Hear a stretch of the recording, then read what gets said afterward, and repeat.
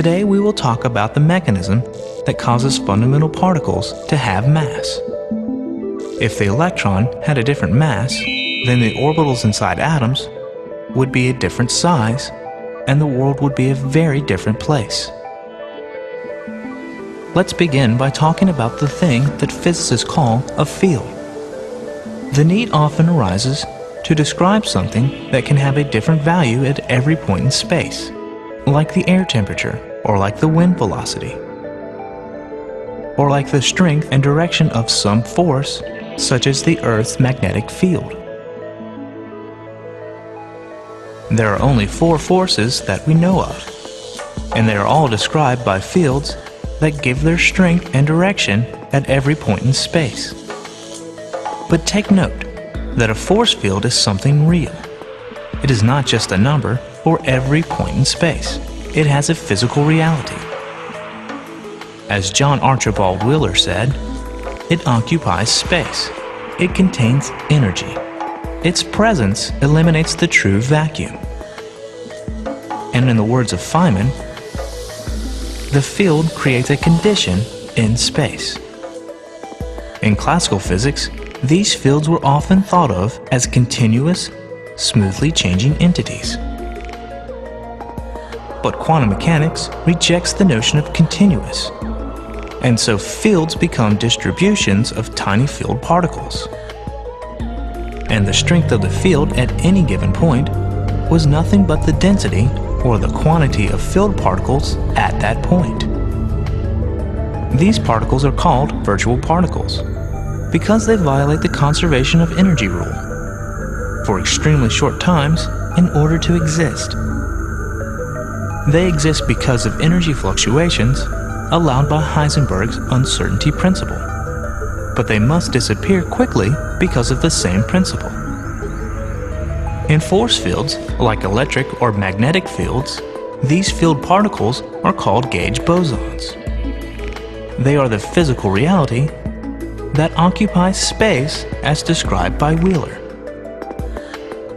And while gauge bosons exist as virtual particles when generated in violation of conservation laws, they can exist as real particles too, if they are given enough energy to satisfy the conservation accounting.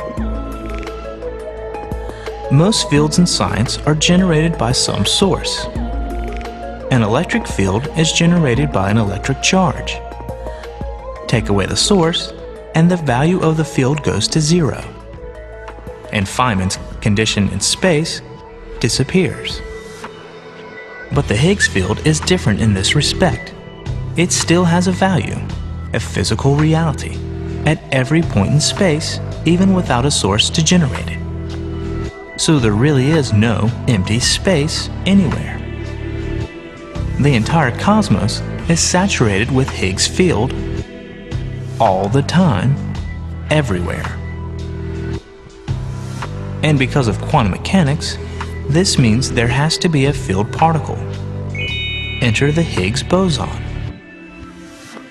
Virtual Higgs bosons are the quanta of the Higgs field, and they interact with all particles except the photon, the graviton, and the gluons.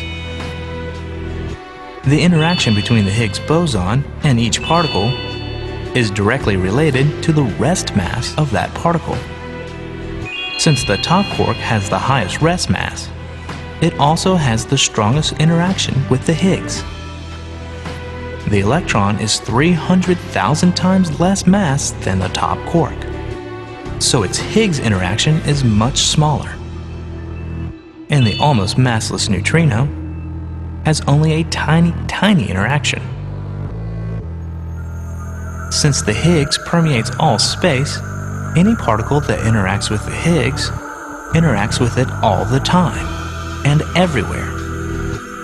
The Higgs particle acts like sticky bits that put a drag on other particles, and it is this drag that we detect as rest mass.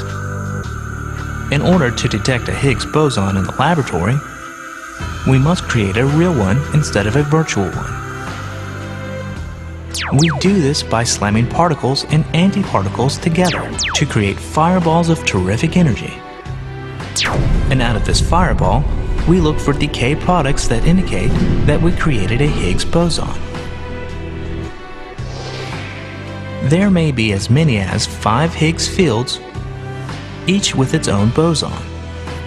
And hopefully in the next year or so, we will discover how many and how massive they really are.